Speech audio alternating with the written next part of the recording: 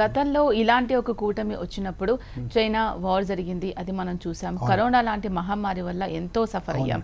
గ్రహ కూటమి వల్ల ఎటువంటి అనర్థాలు జరిగే అవకాశాలు ఉంటాయి, ఎటువంటి వ్యాధులు ప్రబలే అవకాశాలు ఉంటాయి, ఓవరాల్ గా ప్రపంచవ్యాప్తంగా ఇది జరిగే అవకాశం ఉంటుందా?